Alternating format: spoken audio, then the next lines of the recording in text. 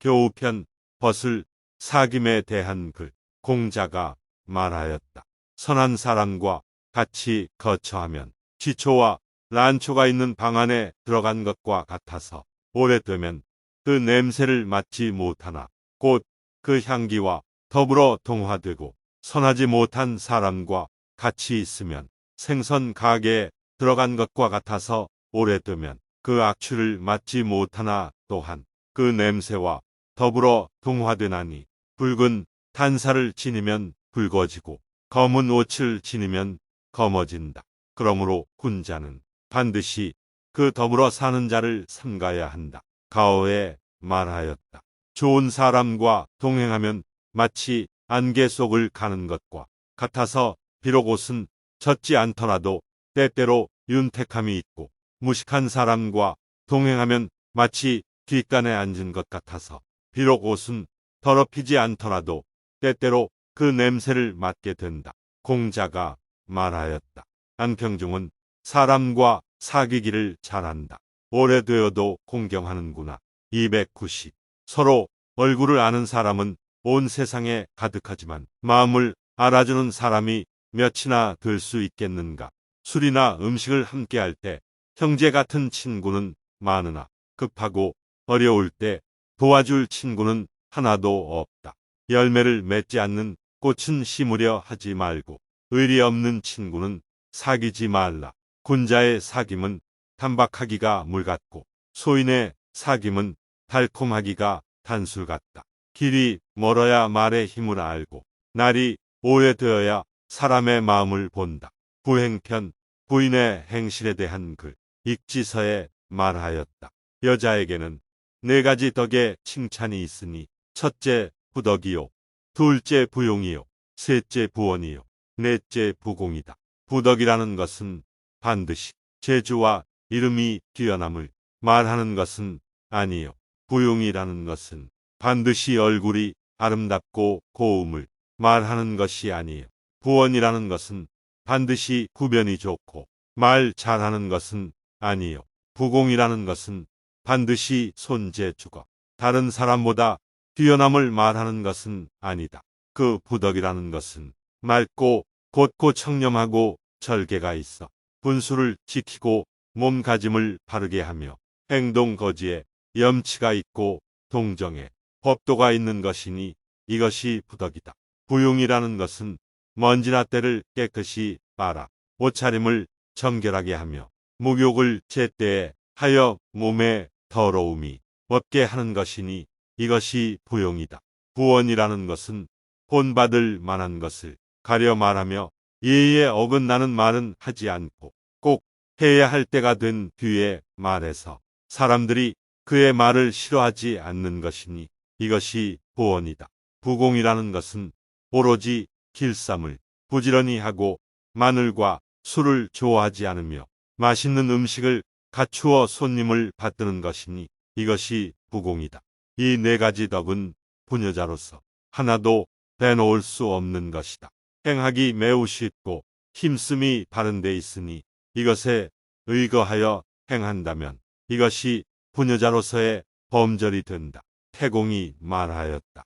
부인의 예절은 말소리가 반드시 가늘어야 한다. 어진 부인은 남편을 귀하게 하고 간악한 아내는 남편을 천하게 한다. 집에 어진 아내가 있으면 그 남편이 뜻밖의 화를 만나지 않는다. 어진 부인은 육친을 화목하게 하고 간악한 부인은 육친의 화목을 깨뜨린다. 중보편. 새로운 것을 보태고 미비한 점을 보충하는 글. 주역에 말하였다.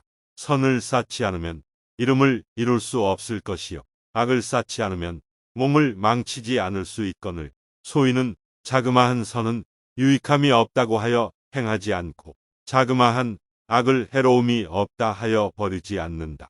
그러므로 악이 쌓여 가리지 못하고 죄가 커져 풀지 못한다. 서리를 밟으면 벌음이 일어나니 신하가 그 임금을 죽이며 자식이 그 아비를 죽이는 것이 하루아침이나 하루 저녁에 이루어지는 일이 아니라 그 유래하는 것이 점진적이다. 팔반가 팔수 8편의 반어적인 노래로 부모에게 효도할 것을 권하는 내용. 어린아이가 혹 나를 꾸짖으면 나는 마음의 기쁨을 깨닫고 부모가 나를 꾸짖고 성내면 나의 마음에 도리어 달가워하지 않는다. 하나는 기쁘고 또 하나는 달갑지 아니하니 아이를 대하고 어버이를 대하는 마음이 어찌 그다지도 현격한가.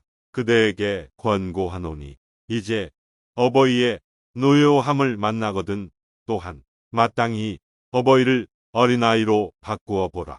어린아이들은 여러 말을 하되 그대는 들으면서 늘 싫어하지 않고 어버이는 한 번만 말을 하여도 잔소리가 많다고 한다. 쓸데없는 참견이 아니라 어버이가 마음에 걸리고 끌려서이니 흰머리가 되도록 긴 세월에 아는 것이 많다.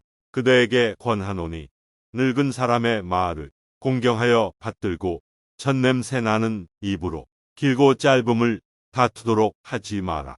어린아이의 오줌과 똥의 더러움은 그대 마음에 싫어하거나 꺼림이 없고 늙은 어버이의 눈물과 침이 떨어지는 것은 도리어 미워하고 싫어하는 뜻이 있다. 여섯자의 몸이 어디서 왔는고 아버지의 정기와 어머니의 피로 그대의 몸이 이루어졌다. 그대에게 권하노니 늙어가는 사람을 공경스레 대접하라.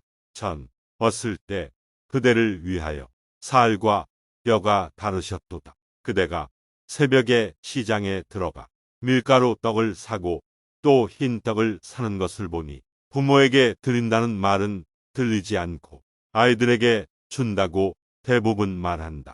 어버이는 아직 맛보지도 않았는데 아이들이 먼저 배부르니 자식의 마음은 부모의 마음이 좋아하는 것에 비할 수 없다. 그대에게 권하노니 떡살 돈을 많이 내어 흰머리에 살 날이 얼마 남지 않은 어버이를 공양하라.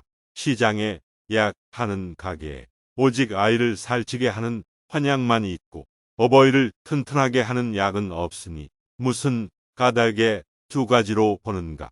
아이도 병들고 어버이도 병들었을 때 아이의 병을 고치는 것이 어버이의 병을 고치는 것에 비할 수 없다. 다리를 베더라도 도로 어버이의 살이니 그대에게 권하노니 빨리 어버이의 목숨을 보호하라.